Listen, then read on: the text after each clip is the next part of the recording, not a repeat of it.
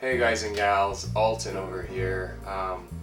So if you're a filmmaker, director, actor, producer, cinematographer, you've probably heard of Blackmagic's new camera, the Blackmagic Pocket Cinema Camera 4K. And you know that the video capabilities of this camera is just amazing. I just picked one up for myself, I finally received it, and the image quality really blows anything else out of the water.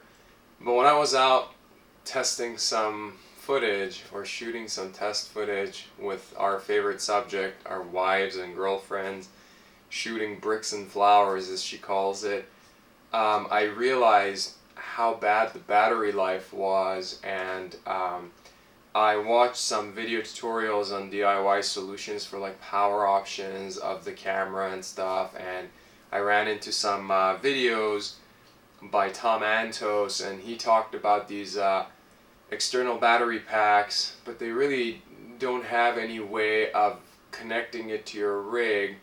The only other option really is to go with a V-mount battery and connect that to your camera. The issue with that is that V-mount batteries are extremely expensive for what they are. Yes, they are very secure, they last for a long time. So I actually came up with this solution. I made this sort of DIY V-mount battery plate that connects to your rig. You can even connect it to your camera, or in my case I can connect this entirely to my gimbal. The main important part is that there is this cable that I purchased from a Chinese manufacturer in China off of eBay. It's a DC to WeiPu or WeiPu 2-pin adapter for the Blackmagic Pocket Cinema camera.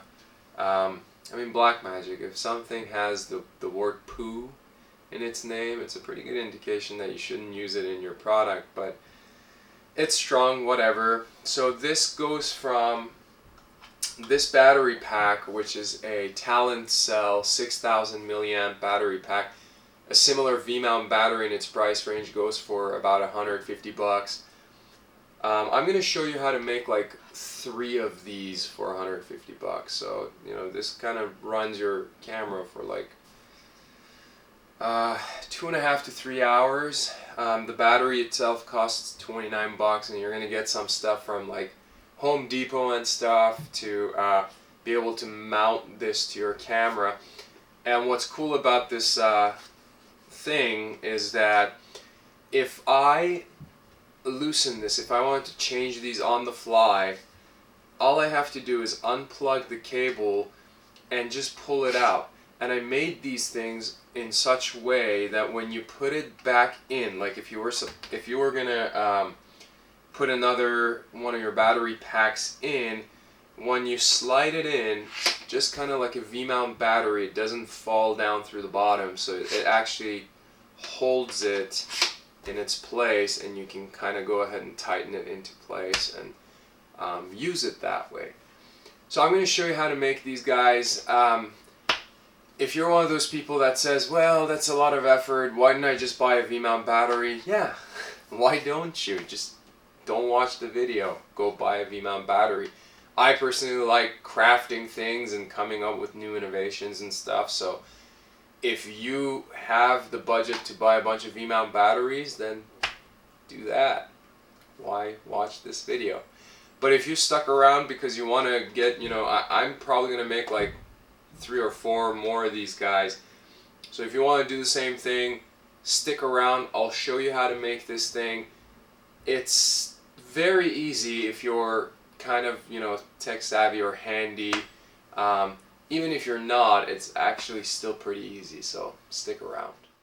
Okay guys, so for this build you're going to need a Ute-bit 50mm quick release Swiss plate with a 1/4 screw, an extra 50mm universal quick release plate for extra batteries, a small rig single rod clamp with a double 1/4-inch female thread, Talent Cell 6000 milliamp rechargeable battery packs, 1/4-inch thick strong wood hobby board, 1/4" 4-prong T-nut with an outer diameter of 5/16. Number 4 by 1" wood screws, 4 per battery pack. 1/4" hex bolt, 1/4" wide washer, paint spray, 5/16 and 1/8 drill bit and a drill, 1/4" socket and a socket wrench, and sandpaper. Now for the build, you want to start by removing all 6 screws with a tiny screwdriver from the back of your battery pack.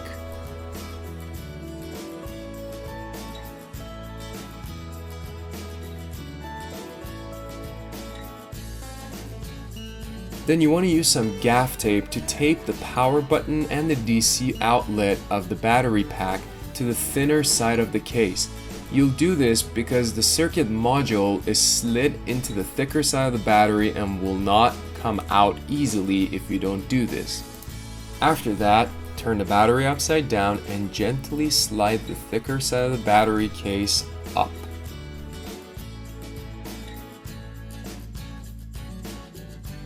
You want to cut your hobby board into the dimensions of the back of the battery plate. This could be found on Amazon under the description of the battery pack. And as we see here, it's 5 by 35 in 5 by 7 inches. Now there are many ways to do this. You can use a table saw, a hacksaw, or just like me, spend a good amount of time in the lumber department of your Home Depot doing this by hand. When you have your hobby board cut into the correct dimensions, go ahead and lay the back of your battery pack on top of your hobby board. Make sure you line it up so it's nice and straight. Use 4 of your number 4 by 1" screws to go in each corner hole of the back of the battery pack. You're going to tighten these screws about halfway until they dig into the wood, but not all the way down, as this may break your board. Make sure all of the screws are in by jiggling the wood and making sure that it's secure on the back of the battery pack. Then go ahead and reverse the order and take out all the screws. I know it sounds counterproductive, but this comes in very handy for drilling holes later. You should be left with 4 holes that are exactly in the same area as the back of your battery pack. Go ahead and use your 1/8 inch drill bit and drill out the holes in each corner of your hobby board. You can use a cleaning tool such as this one that I found in my drill bit kit, or if you don't have access to one of these guys, you can just clean the holes with a good old razor blade. Afterwards, take your 5/16 drill bit and drill in the center of your hobby board. Make sure you have another board underneath so you don't damage the surface of your work area.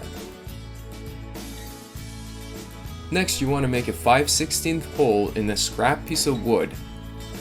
Go ahead and grab your 1/4" hex bolt and your 1/4" wide washer. Put the bolt in the washer. Put it inside of your scrap wood first, then put your board on top. Grab one of your 4-prong T-nuts with a 1/4" screw and screw it onto the bolt. After making sure that it's sitting flush and straight on your hobby board, go ahead and grab a 1/4" socket and your socket wrench. You want to crank your socket wrench in a clockwise motion, which will pull the T-nut into your hobby board. Please be gentle, you don't want to crack the wood.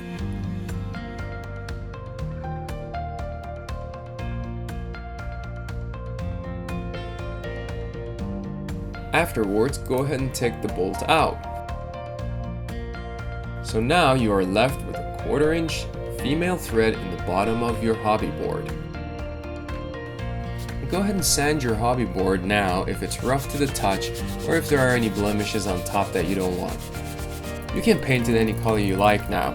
I decided to paint mine black since my battery packs are black, but feel free to paint yours pink, green, purple, whatever floats your boat. Now you have to wait for the paint to dry, So go ahead and grab a snack, read a book, play with your dog, or contemplate all the bad decisions you've ever made in life. After your board finishes drying, you want to put the bottom of the battery pack cover back on top of the battery pack. Be gentle as the circuit board has to slide in this bottom plate.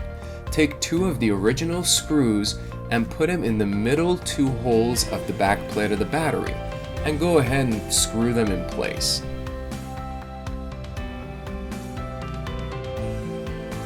Now take your hobby board and lay it on top of your battery pack with the prong side facing down. Line up the 4 corner holes with the holes on the battery pack and use your number 4 by 1 inch screws to screw the hobby board to the back of your battery pack. Then you can go ahead and remove your gaff tape from the power button. Take your U-bit quick release plate and loosen the thumb screw. Remove the release plate. You want to put the release plate in the center of the back of your hobby board. You can tighten it in place later with a quarter or a screwdriver. Now to make the battery pack stick without falling out when you're changing battery packs, make sure that the top of the battery is pointing up. Leave the top small Allen screw into the release plate, but remove the bottom Allen screw out of the release plate. Now make sure everything fits and it doesn't slide out of your clamp. Great, it works. Now take your 1/4 inch female thread single 15mm rod clamp and secure it to your 15mm rods. Now you can take your U-bit clamp and screw it into the 15mm rod clamp. It's a bit finicky, but you will get the right adjustment at the end to make it stand straight up. Now go ahead and slide your battery plate in place and make sure it fits. And voila! You just made yourself a DIY semi V-mount battery for your BMPCC 4K or any other camera that you're trying to power for a long extended period of time. Also, what I wanted to mention was the current gimbal I use is a Moza Air, and most other gimbals like Moza Air 2 and the Zhiyong Crane, they have a female 1/4 inch thread in them somewhere on the handle. So all you have to do is take your U-bit release plate out of this 15mm rod single clamp and just tighten it into your gimbal. Now you can actually stick this battery pack on the back of your gimbal and run with it. So that's another benefit of this battery pack. So you don't have to like balance it on top of the camera and then try to balance it on your gimbal. You just secure the battery pack directly onto your gimbal and your camera sits on top of it. I hope you guys enjoyed the tutorial and I hope it was easy to follow. And if you have any questions, drop me a comment. If not, like, share the video with your friends that are trying to extend their battery life. Whatever. Cheers.